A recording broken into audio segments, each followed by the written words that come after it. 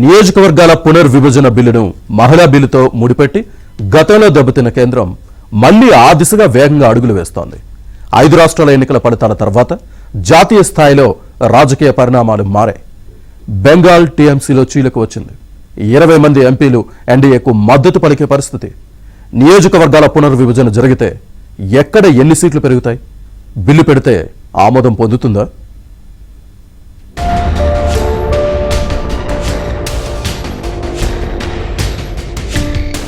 నియోజకవర్గాల పునర్విభజన బిల్లును మహిళా బిల్లుతో ముడిపెట్టడంతో పార్లమెంట్లో పాస్ కాలేదు. దీంతో మరింత వ్యూహాత్మకంగా అడుగులు వేస్తోంది కేంద్రం. అందుకు కార్యరంగాన్ని సిద్ధం చేసే క్రమంలో భాగంగా డీలిమిటేషన్ కు సంబంధించి ప్రధాని ఆర్థిక సలహా మండలి కీలక ప్రతిపాదనలు సమర్పించింది. లోక్సభ నియోజకవర్గాలను ప్రస్తుతం ఉన్న 543 నుంచి 824కు పెంచాలని సూచిస్తూనే ఎన్ని నియోజకవర్గాలను విభజించాలి, ఎన్ని భాగాలుగా విభజించాలి, అందుకు కేవలం జనాభాను మాత్రమే కాకుండా ఏ అంశాలను ప్రాతిపదికగా తీసుకోవాలనే వివరాలను డీలిమిటేషన్ వర్కింగ్ పేపర్ 2026 పేరిట రూపొందించింది. పునర్విభజనకు దేశవ్యాప్తంగా ఒకే విధానాన్ని పాటించాల్సిన పనిలేదని, అన్ని నియోజకవర్గాలను విభజించక్కర్లేదని, మొత్తం 170 నియోజకవర్గాలను విభజిస్తే సరిపోతుందని అందులో సూచించింది. ఆ 170 స్థానాల్లోనూ 59 నియోజకవర్గాలను 2 ముక్కలుగా, 111 నియోజకవర్గాలను 3 ముక్కలుగా చేయాలని అభిప్రాయపడింది. 2009 నుంచి 2024 వరకు జరిగిన లోక్సభ ఎన్నికల డేటాబేస్ ఆధారంగా నియోజకవర్గాల పునర్విభజనకు జనాభాతో పాటుగా అధిక పట్టణీకరణ, ఎస్సీ జనాభా, ఎస్టీ జనాభా, భాషాపరమైన పోలరైజేషన్, భాషాపరమైన వైవిధ్యం అనే మరో 5 అంశాలను కూడా పరిగణలోకి తీసుకోవాలని సలహా మండలి సూచించింది.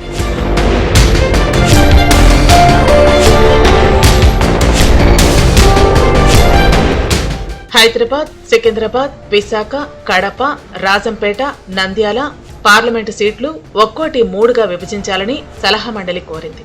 హైదరాబాద్లో తెలుగు, ఉర్దూ భాషలు మాట్లాడే వారి సంఖ్య ఎక్కువ, అంటే భాషాపరమైన పోలరైజేషన్ ఉన్నట్టు. ఇలా భాషాపరమైన పోలరైజేషన్ ఉన్న చోట్ల ఓటింగ్ శాతం 11 నుంచి 13% ఎక్కువగా పడుతున్నట్టు కూడా గత ఎన్నికల గణాంకాల ఆధారంగా ఈఏసీ, పీఎం గుర్తించింది. నియోజకవర్గాల సంఖ్యను 800కు పైగా పెంచేందుకు ప్రాతిపదికను నిర్ణయించేందుకు తాము శాస్త్రీయంగా ప్రయత్నించామని చెప్పేందుకే కేంద్రం ఈ అధ్యయనం చేయించింది. వచ్చే పార్లమెంటు సమావేశాల్లో నియోజకవర్గాల పునర్విభజన బిల్లును మరోసారి ప్రవేశపెట్టనున్నారు. ప్రైమ్ మినిస్టర్ ఆర్థిక సలహా కమిటీ మన్మోహన్ సింగ్ టైంలో, నరసింహారావు గారి టైంలో చాలా పెద్ద వ్యక్తులు ఉండేవారు. వాళ్ళు చెప్పిన మాట ఆర్థిక వ్యవస్థ మీద వినపోయి అందరూ ఏదో పని చేసేవారు. ఇప్పుడు ఉన్న వాళ్ళంత ప్రస్తుతమైన లేదు. ఇప్పుడు ఏదో ఈవేళ ఎవరో పేపర్ రాశారంటే వాళ్ళు ఆర్థిక వ్యవస్థ మీద రాయలేదు, రాజకీయం మీద రాసి సీట్లు ఇలా పెంచాలి, లోక్సభ సీట్లు అలా పెంచాలి అనే సలహాలు ఇవ్వటం దీనికి విలువన్నట్టుగా ఏం లేదు. వాళ్ళ డ్యూటీ వాళ్ళు చేయకుండా ఇంకొక పెద్ద విషయం దేశమంతా రాజకీయ నాయకులు తేల్చవలసింది. పార్లమెంట్లో ఆల్రెడీ తేల్చారు, ఎక్స్పాన్షన్ ఒప్పుకోలేదని. మళ్ళీ ఇంకో వ్యవస్థ వస్తే చేయాలి. అది దానికి ఇలాగా ప్రైమ్ మినిస్టర్ గారు అటెన్షన్ కోసం రాసి ఇది ఏదో మేము చేస్తున్నామని చెప్పుకోవటానికి చేసిన వ్యవహారం. ఇదంత వాల్యూ లేదు. ఐడియా కూడా పెద్ద కొత్త ఐడియా ఏం తేలేదు. ఎప్పుడు లేని సలహాలు ఇస్తున్నారు. తప్పకుండా వాళ్ళ పని వాళ్ళు చేసి ఈవేళ ధర పెరుగుదల, లేకపోతే ఉద్యోగాలు లేవు, వ్యవసాయానికి అందరూ దేశం మొదలుకెళ్తుంది, వ్యవసాయం మొదలుకెళ్తలేదు, అవన్నీ చేయకుండా రాజకీయం సీట్ల గురించి చెప్తున్నారంటే ఇది చాలా అనవసరమైన సలహాలు ఇస్తున్నారు. వాళ్ళ లిమిట్ దాటి సలహాలు ఇస్తున్నారని మాత్రం మనం క్లియర్గా చూడవచ్చు. ప్రధాని ఆర్థిక సలహా మండలి సమర్పించిన వర్కింగ్ పేపర్లో చేసిన సూచనల ప్రకారం పెద్ద రాష్ట్రాలన్నింటిలో దాదాపు 50% సీట్ల పెరుగుదల ఉంటుంది. చిన్న రాష్ట్రాల్లో మాత్రం సీట్ల సంఖ్యను నేరుగా రెట్టింపు చేయాలని ప్రతిపాదించారు. అదే క్రమంలో ఉత్తర, దక్షిణాది రాష్ట్రాల్లో ప్రస్తుతం ఉన్న సీట్ల నిష్పత్తి మాత్రం మారకుండా చూసుకున్నారు. దక్షిణాది రాష్ట్రాలైన తెలంగాణ, ఆంధ్రప్రదేశ్, కేరళ, కర్ణాటక, తమిళనాడు వాటా మొత్తం సీట్లలో 23.7%గా ఉంది. కొత్త మోడల్ ప్రకారం అది 23.6%గా ఉంటుంది. ఇక ఉత్తర, మధ్య, పశ్చిమ భారత రాష్ట్రాలైన రాజస్థాన్, ఉత్తరప్రదేశ్, మధ్యప్రదేశ్, గుజరాత్, బీహార్, మహారాష్ట్ర వాటా 45.6%గా ఉంది. అది 45.2% అవుతుంది. పెద్ద రాష్ట్రాల్లో తెలంగాణ లోక్సభ సీట్లు 17 నుంచి 26కు, ఆంధ్రప్రదేశ్ సీట్లు 25 నుంచి 38కి, కర్ణాటక సీట్లు 28 నుంచి 42కు, కేరళ లోక్సభ సీట్లు 20 నుంచి 30కి, తమిళనాడు సీట్లు 39 నుంచి 59కి, ఉత్తరప్రదేశ్ సీట్లు 80 నుంచి 120కి పెరుగుతాయి. మరి దేశంలో ఏ రాష్ట్రం కూడా నష్టపోని విధంగా ఈ ప్రతిపాదనలన్నీ కూడా ఉండటం అనేది నిజంగా కూడా హర్షణీయం. ముఖ్యంగా మరి అన్ని పెద్ద రాష్ట్రాలకి, దక్షిణాది రాష్ట్రాలు కానివ్వండి, దేశంలో ఉన్నటువంటి పెద్ద రాష్ట్రాలు ఏవైతే ఉన్నాయో వాటన్నిటికీ కూడా యూనిఫామ్గా 50% ప్రస్తుతం ఉన్నటువంటి సీట్లకి 50% సీట్లు పెరిగే విధంగా ఆ ప్రతిపాదన చేయటం. గతంలో మరి తెలుగుదేశం పార్టీ తరఫున మా పార్టీ జాతీయ అధ్యక్షులు నారా చంద్రబాబు నాయుడు గారు కూడా దీనిని పూర్తిగా సమర్థించడం జరిగింది.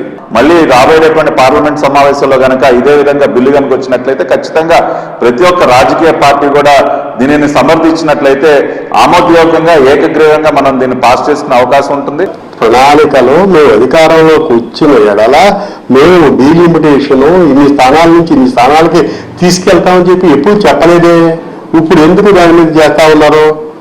ఆఖరిసారి డీలిమిటేషన్ చేసినప్పుడు అసెంబ్లీలకు సంబంధించి నియోజకవర్గాల భౌగోళిక పరిస్థితులు ఇవన్నీ మార్చి సెట్ చేశారు.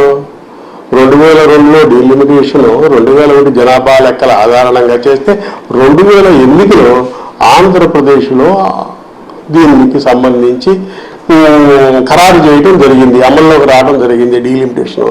మిజోరం, పుదుచ్చేరి, సిక్కిం, లద్దాఖ్, అండమాన్ నికోబార్ ద్వీపాలు, నాగాలాండ్, చండీగఢ్, లక్షద్వీప్ వంటి చోట్ల ఇప్పుడున్న నియోజకవర్గాలు రెట్టింపవుతాయి. నియోజకవర్గాలను చీల్చేందుకు కేవలం నియోజకవర్గాల సైజు మాత్రమే కాకుండా అక్కడి జనాభా, భాషాపరమైన ప్రాతిపదికను కూడా పరిశీలించాలని సలహా మండలి సూచించింది. ఒక నియోజకవర్గం సైజు పెద్దదిగా ఉన్నంత మాత్రాన ఓట్ల శాతం పెరుగుతుందని చెప్పలేమని అభిప్రాయపడింది. ఇలా కొన్ని నియోజకవర్గాలనే లక్ష్యంగా పెట్టుకుని చీల్చడం ద్వారా దేశవ్యాప్తంగా ఓటింగ్ శాతం 2.3% పాయింట్ల మేర పెరుగుతుందని తెలిపింది. తద్వారా అదనంగా 2.28 కోట్ల మంది ఓటర్లు అదనంగా ఓటింగ్ ప్రక్రియలో భాగమవుతారని నివేదిక పేర్కొంది. గ్రామీణ మహిళలతో పోలిస్తే పట్టణాల్లో ఉండే ఉద్యోగాలు చేసే మహిళల ఓటింగ్ 5% మేర తక్కువగా ఉంది. అందుకే మహిళల కోసం ప్రత్యేక పోలింగ్ బూతులు ఏర్పాటు చేయాలని సూచించింది.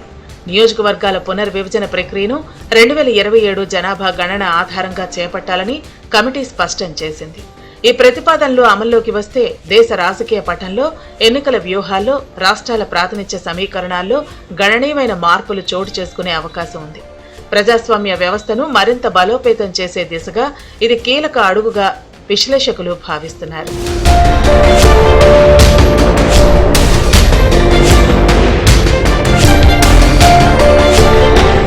ప్రస్తుత లోక్సభ సంఖ్యా బలాన్ని పరిశీలిస్తే మొత్తం 543 స్థానాలకు గాను ఎన్డీఏ కూటమికి స్పష్టమైన మెజార్టీ సుమారు 292 స్థానాలు ఉంది.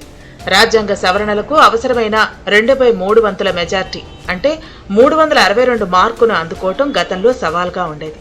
కానీ ఇప్పుడు తృణమూల్ కాంగ్రెస్ కు చెందిన ఎంపీల మద్దతు లేదా విలీనం ద్వారా ఎన్డీఏ బలం ఒక్కసారిగా పెరిగింది. వైసీపీ, బిజు జనతాదళ్, శిరోమణి అకాలీదళ్ వంటి పార్టీలు మద్దతిస్తాయి. ప్రస్తుతం 245 స్థానాలు గల రాజ్యసభలో ఎన్డీఏ బలం ఇప్పటికీ సుమారు 144 స్థానాల వద్ద సుస్థిరంగా ఉంది. చట్టసభల్లో కీలక బిల్లులు ఆమోదం పొందాలంటే ఎగువ సభలోనూ 2/3 వంతుల మెజార్టీ కనీసం 164 స్థానాలు అవసరం. ఇప్పుడు తృణమూల్ కాంగ్రెస్ రాజ్యసభ సభ్యులు కూడా అధికార కూటమి వైపు అడుగులు వేస్తూ ఉండటంతో నామినేటెడ్ సభ్యులు, ఇతర ప్రాంతీయ పార్టీల పరోక్ష సహకారంతో ఎన్డీఏ అత్యంత సులభంగా 164 మార్కును దాటే అవకాశాలున్నాయి.